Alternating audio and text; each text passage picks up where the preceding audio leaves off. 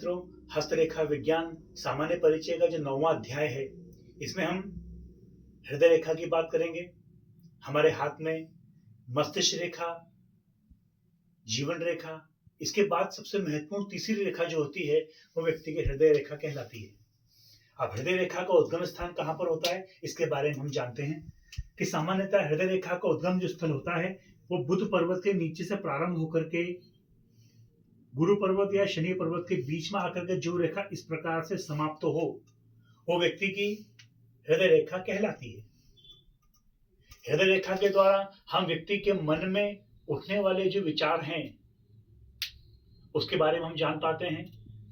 व्यक्ति के जीवन में कौन सा रोग उसे प्राप्त होगा, इसके बारे में हम हृदय रेखा से जानते हैं। कब उसे हृदयाघात होगा, कब उसके जीवन में परेशानी आएगी, और कुल मिलाकर के हम उस व्यक्ति के व्यक्तित्व की संपूर्ण जो जानकारी है, वह हम उसके हृदय रेखा के द्वारा जान पाते हैं। वस्तुतः हमने पहले अध्याय में जाना कि मस्तिष्क रेखा से हमने व्यक्ति की मस्तिष्क प्रवणता के बारे में जाना। जीवन रेखा के द्वारा हमने ये देखा कि व्यक्ति का स्वास्थ्य कैसा रहेगा, जीवन किस प्रकार से जिएगा।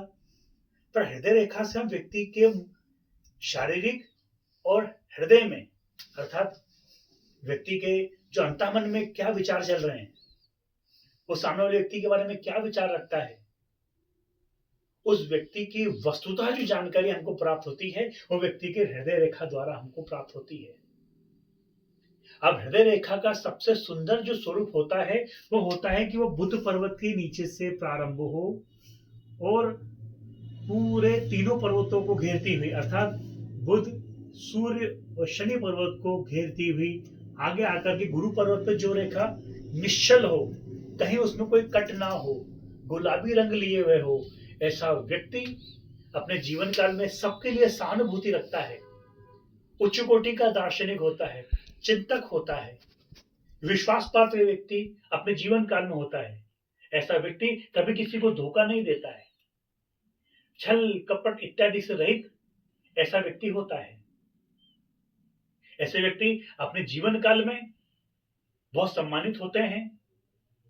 उनके विचारों को जानकर के लोग उनकी ओर सहसा ही खींचे चले आते हैं। पर इस मस्तिष्क रेखा के बाद जो हमारी हृदय रेखा है, मैं दोनों रेखाओं का वर्णन इसलिए कर रहा हूं कि मन, बुद्धि, मस्तिष्क और हृदय ये हमारे शरीर के बहुत आवश्यक तत्व हैं।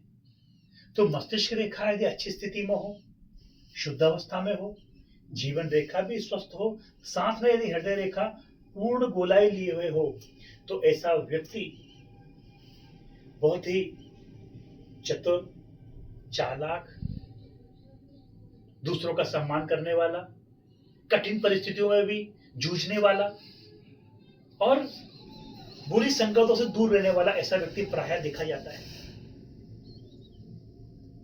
पर यदि जो हमारी हृदय रेखा है, यदि ये बुध पर्वत से प्रारंभ हो और शनि पर्वत तक ही आए, आगे ना जाकर के शनि पर्वत की ओर आए, तो ऐसे व्यक्ति के अंदर कामुकता बहुत ज्यादा रहती है।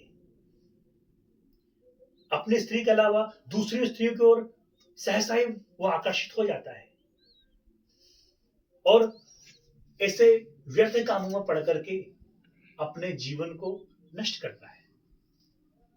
अब यदि ये हृदय रेखा जंजीरदार हो, अर्थात जंजीरें इसमें बनी हुई हो, तो ऐसा व्यक्ति दमे का रोगी होता है। ऐसा व्यक्ति बहुत जल्दी क्रोध में आ जाए। यदि सोचिए कि यदि हृदय रेखा जंजीरदार बनी हुई हो, मैं आपको थोड़ा स्पष्ट करके बतलाता हूं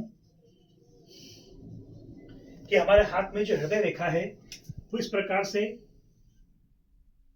जंजीर नुमा आकृति लिए हुए हो, चौड़ाई लिए हुए हो, शनि पर्वत तक ही आए, ऐसा व्यक्ति हिंसक प्रवृत्ति का होता है।